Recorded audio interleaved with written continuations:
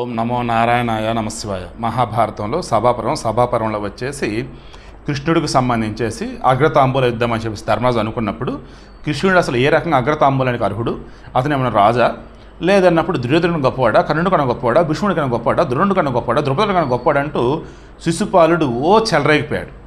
అప్పుడు ఇక భీష్ముడు మన కృష్ణుడికి సంబంధించి గొప్పతనం చెప్పబోతున్నాడు. కంటిన్యూ చేద్దాం. యుధిష్ఠిర మహారాజు శిశుపాలుడికి సమీపంలో వెళ్ళి అనునయపూర్వకంగా మధురంగా అతనితో ఇలా అన్నాడు. మహిపాల, నీవు చెప్పిన మాటల విధానం యుక్తంగా లేదు, కరెక్ట్గా లేదయ్యా, అధర్మం కూడాను. రాజా, పరుషంగా మాట్లాడటం వ్యర్థం. శాంతనుడైనటువంటి భీష్ముడు ఉత్కృష్టమైనటువంటి ధర్మాన్ని తెలియనివాడు కాదు. నీవు అతని గురించి వేరొక విధంగా భావించి అవమానింపరాదు. నీకంటే పెద్దవారైన మహిపాలురు చాలామంది ఇక్కడ ఉన్నారు. చూడు, వారంతా కృష్ణుడిని గౌరవించడాన్ని సహించారు. అలాగే నీవు కూడా సహించడం యుక్తం.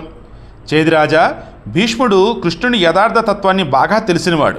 కృష్ణుని యొక్క తత్వాన్ని భీష్ముడు తెలుసుకునే విధంగా నీవు తెలుసుకొనలేదు. అప్పుడు భీష్ముడు ఇలా అంటున్నాడు. ధర్మరాజా, లోకంలో అందరికంటే గొప్పవాడిన కృష్ణుని అంగీకరించని ఈ శిశుపాలుడు అనునయానికి స్వాతంత్రానికి యోగ్యుడు కాదు.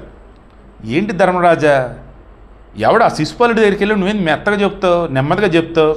వాడికి ఏం అర్హత ఉంది అసలు? కృష్ణుని గురించి అసలు వాడికి ఏం చేస్తా? అసలు మన సమాజంలో మన చుట్టుపక్కల చాలామంది ఉంటారు, ఎదవలే ఉంటారు.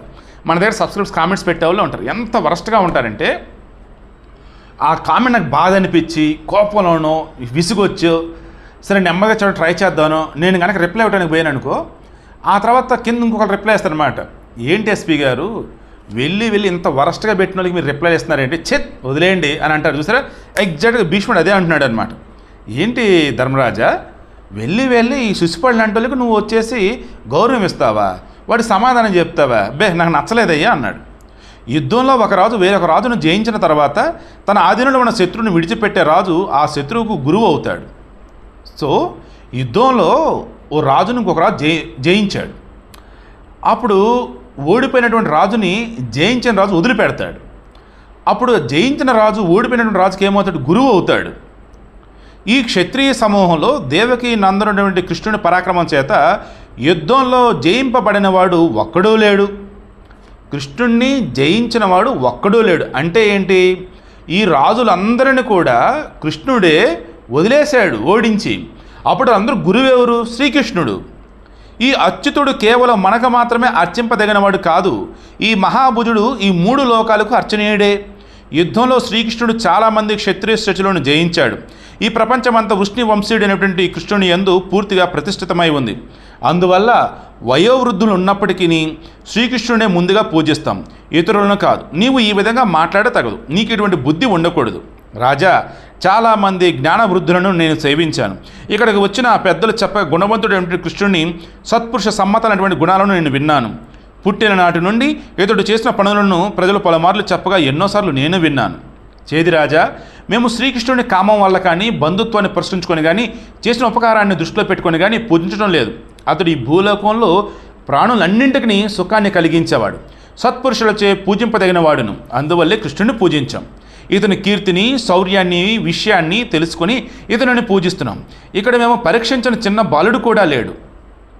వయోగుణ వృద్ధులను కాదని కృష్ణుడు మిక్కిలి పూజింపదగిన వాడిగా గ్రహించాం.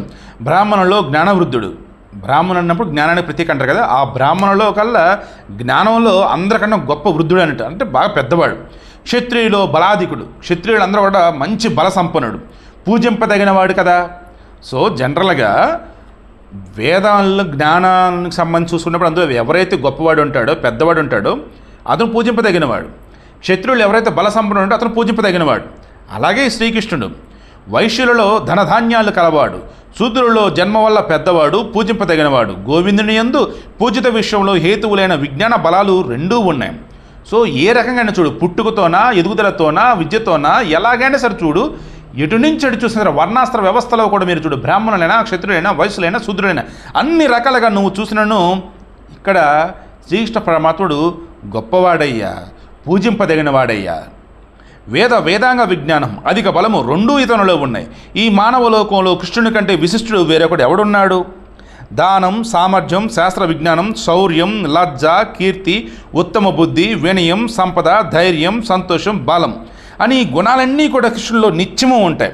దానం చేయటం, సామర్థ్యం, శాస్త్ర విజ్ఞానం, శౌర్యం, లజ్జ, కీర్తి, ఉత్తమ బుద్ధి, వినయం, సంపద, ధైర్యం, సంతోషం, బలం ఇవన్నీ కూడా కృష్ణుడిలో నిత్యము ఉంటాయి. సకల గుణ సంపన్నుడు, తండ్రి, గురుడు, పూజనీయుడు, అన్ని విధాల పూజింపదగినవాడు అయినటువంటి శ్రీకృష్ణ భగవానుని పూజించాం. అందువల్ల ఈ రాజులంతా కూడా దీన్ని సహించాలి. ఋత్విజుడు, గురువు, ఆచార్యుడు, స్నాతకుడు, రాజు, మాకు ప్రియుడు, మిత్రుడు అన్నీ కూడా శ్రీకృష్ణుడే. అందువల్ల అతనిని పూజించాం. ఈ లోకాలన్నింటినీ ఉత్పత్తి, ప్రళయాలు ఈ శ్రీకృష్ణుని అందే ఉన్నాయి. చరాచరాలతో నిండు ఉన్నటువంటి ఈ విశ్వం కూడా ఆ కృష్ణుని కొరకే ఉంది. ఇంకా మహాభారత యుద్ధం రాల, కురుక్షేత్ర మహాసంగ్రామం కాల. అక్కడ అర్జునునికి ఏదైతే తన విశ్వరూపాన్ని చూపిస్తాడో శ్రీకృష్ణ పరమాత్ముడు, అది అంతా కూడా ముందే తెలుసుకున్నవాడు ఎవరు అంటే భీష్ముడు. అదే చెప్తున్నాడు చూడండి.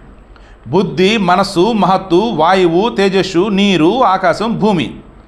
బుద్ధి, మనస్సు, మహత్తు, వాయువు, తేజస్సు, నీరు, ఆకాశం, భూమి. జరాయుజ, అండజ, స్వేదజ, ఉద్భిజ్జములనే 4 విధాలైన ప్రాణులు అన్నీ కూడా కృష్ణుని యందు ప్రతిష్ఠితమై ఉన్నాయి. అంటే సకల చరాచర సృష్టి అంతను ఈ శ్రీకృష్ణుడే ఉందయ్యా అనేసి భీష్మ పరమాత్ముడు చెప్తున్నాడు. సూర్యుడు, చంద్రుడు, నక్షత్రాలు, గ్రహాలు, దిక్కులు, విదిక్కులు అన్నీ కూడా కృష్ణుని యందు ప్రతిష్ఠితమై ఉన్నాయి. వేదాలలో అగ్నిహోత్రం ప్రధానం, ఛందస్సులలో గాయత్రి ముఖ్యం, మనుషులలో రాజు శ్రేష్ఠుడు, జలాశయాలలో సముద్రం శ్రేష్టం, నక్షత్రాలలో చంద్రుడు ముఖ్యుడు, తేజస్సులలో సూర్యుడు గొప్పవాడు, పర్వతాలలో మేరువు శ్రేష్టం, పక్షులలో గరుడుడు శ్రేష్ఠుడు. అదేవిధంగా అన్ని వైపులకు వ్యాపించిన దేవలోకంతో సహా అన్ని లోకాలలో శ్రీకృష్ణుడు శ్రేష్ఠుడు. ఆ తరువాత సమయోచితమైనటువంటి భీష్ముని మాటలు విని బుద్ధిమంతుడైన యుధిష్ఠిరుడు భీష్మునితో ఇలా అన్నాడు. పితామహ, ఈ శ్రీకృష్ణ భగవానుని చరిత్ర సంపూర్ణంగా విస్తరంగా వినాలనుకుంటున్నాను. దయతో చెప్పండి. శ్రీకృష్ణ అవతారాలను గురించి, కాలక్రమంలో ఆయన చేసినటువంటి పనుల గురించి, ఆయన స్వభావాన్ని గురించి వివరించి చెప్పండి అంటున్నాడు.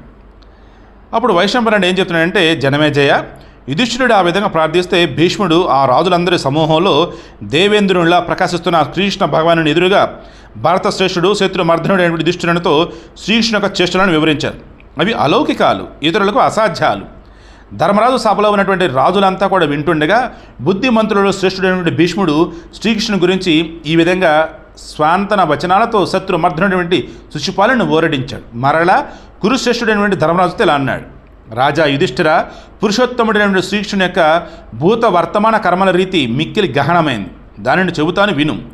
అవ్యక్తకరమైన పరమాత్మ తత్వమే వక్త రూపంలో ఉన్నటువంటి శ్రీకృష్ణ భగవానుడు. ఏదైతే మనం చెప్పుకోలేమో, తెలుసుకోలేమో, దానికి ఒక రూపం అంటూ ఉంటే, ఒక మనిషి అంటూ ఉంటే అదే శ్రీకృష్ణ పరమాత్ముడు. ఇతడే పురాతన కాలంలో నారాయణుడు, ఇతడే స్వయంభువు, ఇతడే సర్వలోక పితామహుడు. అవ్యక్తుడైనటువంటి ఈ సనాతన పరమాత్మే సహస్ర శీర్షుడైనటువంటి పురుషుడు. ఇతడే సహస్రాక్షుడు, సహస్రముఖుడు, సహస్రచరణుడు, సహస్ర బాహువు, సహస్ర రూపుడు, సహస్రనాముడు. ఇతడే సర్వవ్యాపి పరమేశ్వరుడు. 1000 కన్నులు కలవాడు, 1000 చేతులు కలవాడు, 1000 కాళ్ళు కలవాడు, 1000 భుజాలు కలవాడు, 1000 తలాల కలవాడు. ఇలా చెప్పుకుంటూ పోతే సర్వమంతా కూడా ఉన్నటువంటి పరమేశ్వరుడు ఈయనేనయ్యా. సహస్ర కిరీటాలు కలవాడు, అనేక రూపాలు కలవాడు, గొప్ప తేజస్సు కలవాడు, అనేక వర్ణాలు కలవాడు, సమస్త దేవతలకు ఆది కారణమైనటువంటి వాడు, అవ్యక్త ప్రకృతి కంటే ఉన్నతుడు అయినటువంటి పరమేశ్వరుడు ఇతనేనయ్యా. అసలు ఎలాగంటే బహుశా భగవద్గీతలో కూడా ఇంత అద్భుతంగా మనకి ఈ వర్ణన రాదనమాట శ్రీకృష్ణుడికి సంబంధించి. సో రిమైనింగ్ రేపు డిస్కస్ చేద్దాం.